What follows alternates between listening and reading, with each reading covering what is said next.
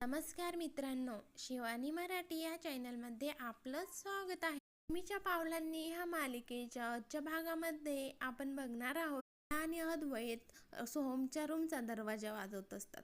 सोहम दरवाजा उघडतो आणि सोहमला बघितल्यानंतर सोहमला अद्वैत म्हणतो की सोहम, हे काय चाललं आहे? मला तुझ्या रूममधनं मुलीचा आवाज आला आहे.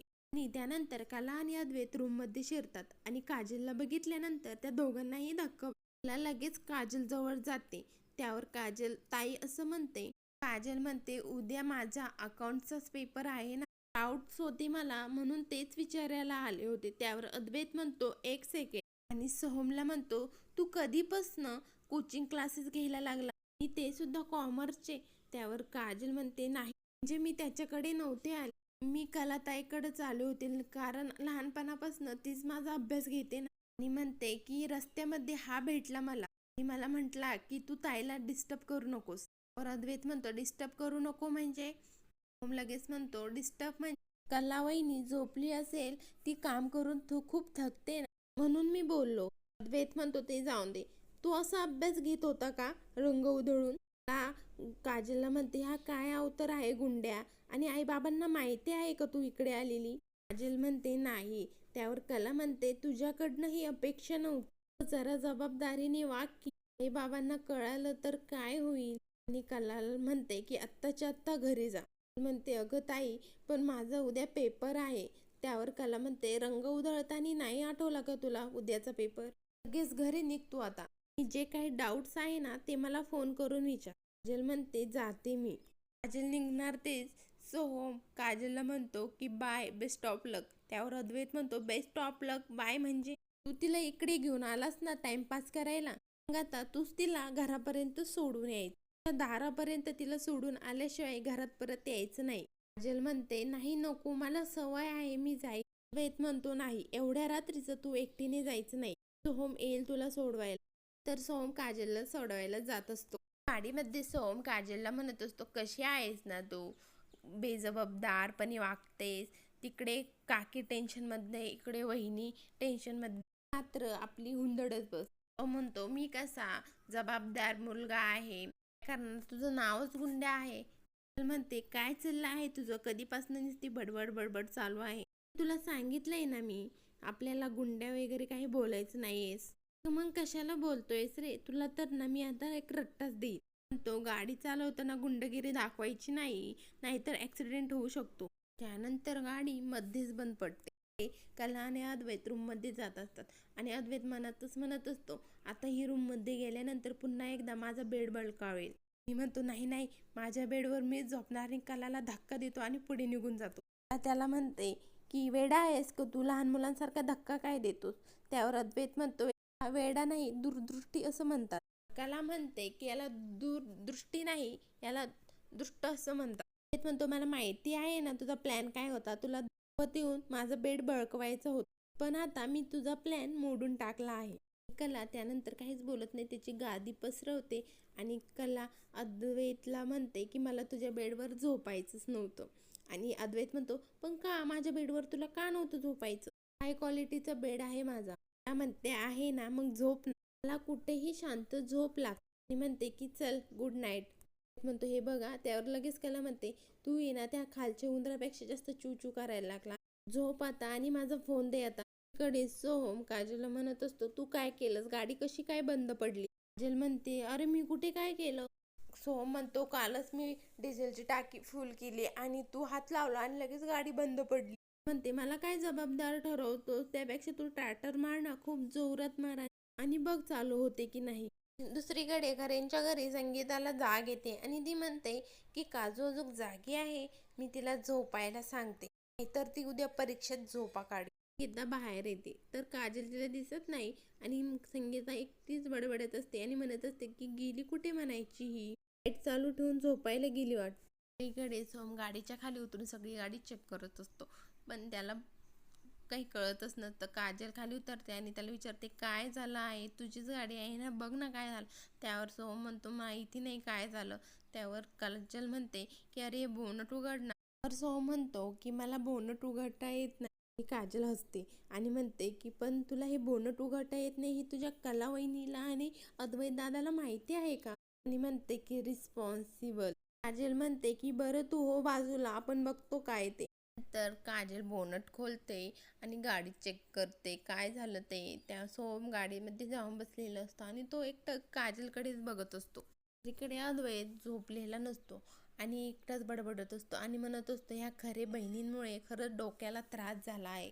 जी झोप मोड केली, माझ्या सगळ्या शेड्यूलची वाट लावली आहे. जी झोप मोड करून स्वतः मस्त झोपली आहे. माझ्या घरामध्ये माझंच राज्य चालणार, मी नाही झोपून देणार हिला. त्यानंतर अद्वैत मोबाईलवर गाणी लावतो. कलाला त्या गाण्याच्या आवाजाने जाग येते. दुसरीकडे काजल गाडी नीट करत असते आणि सोहम तिच्याकडे एकटक बघतच असतो आणि त्याच्या मनामध्ये गाणे वाजत असतात. त्याची नजरच हटत नसते काजलवरनं. इकडे संगीता रूम मध्ये येऊन बघते काजलला, पण काजल तिथेही नसते. मनातच म्हणते की गेली कुठं म्हणायची ही. 1000 वेळा सांगितलं तिला रात्रीचं बाहेर पडत जाऊ नको. येऊन दे तिला आता, मी तिला चांगलं चोपूनच काढते. आणि संगीताला आठवतं की काजल झोपण्यापूर्वी म्हटली होती की कलाताईकडनं गणित सोडून घेते म्हणून. ही तिकडे तर गेली नसेल ना? अरे देवा, आधीच काय माझ्या कलेच्या डोक्याला कमी व्याप आहे का, त्यात आणखी ही गेली. काय करू मी आता? कलाला फोन करते, पुन्हा म्हणते की नाही नको, ह्या वेळेला कलेला फोन मी करू शकत नाही. दुसरीकडे काजलची गाडी नीट करून होते आणि काजल सोहमला म्हणते की ए मित्रा, पाणी आण बरं. सोहम पाणी घेऊन जातो आणि काजल पाण्याने हात धुते. तेव्हा देखील काजलकडेच बघत असतो. सोहमचं लक्ष कुठेतरी हरवलेलं असतं.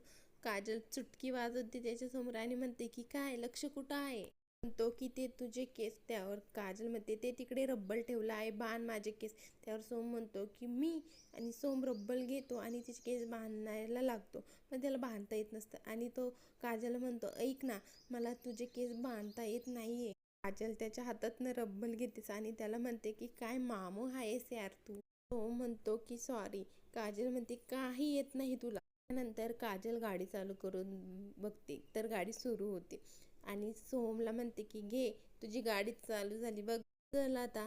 कडे कला अद्वैतला म्हणत असते, चांदेकर आवाज बारीक कर ना तुझ्या मोबाईलचा. अद्वैत म्हणतो काही म्हणालीस का? ते की मी म्हणाले की आवाज कमी कर फोनचा, मला त्रास होतोय झोपताना. त्यावर अद्वैत म्हणतो नाही करणार. म्हणतो की आता माझी झोप उडाली आहे त्यामुळे टाइमपास करतोय मी. पण कला म्हणते की अरे पण मला झोप येते ना. अद्वैत म्हणतो की मग झोप ना. ते की अरे निदान आवाज तरी कमी कर, त्याच्यामुळे मला झोप लागत नाहीये. अद्वैत म्हणतो उगाच नखरे करू नको, झोप गपचूप. म्हणते तू मला झोपू द्यायचं नाही असं ठरवलं आहे का? त्यावर अद्वैत म्हणतो नाही, अजून ठरवलेलं नाही. ठरवू का? कला म्हणते की ठीक आहे. कला टॉर्च लावते मोबाईलचा आणि त्याच्या डोळ्यावर धरते आणि म्हणते की हे घे. कलाला म्हणतो की लाईट बंद कर. म्हणते की नाही करणार. म्हणते की आधी आवाज बारीक कर मगच मी लाईट बंद कर. म्हणतो काही तू डोक्यावर पडली आहेस का, वेडबीड लागला आहेस का तुला? त्यांना त्रास होईल ना माझ्या. त्यावर कला म्हणते की त्रास कसा होतो हे छोटंसं प्रात्यक्षिक. म्हणतो लाईट बंद करतो. कला म्हणते की तू आधी आवाज कमी कर, मगच मी लाईट बंद करेल. म्हणतो की हट, मी नाही करणार. तुला आवाजाचा त्रास होतोय ना, तर मग कानात बोटं घालून झोपून जा.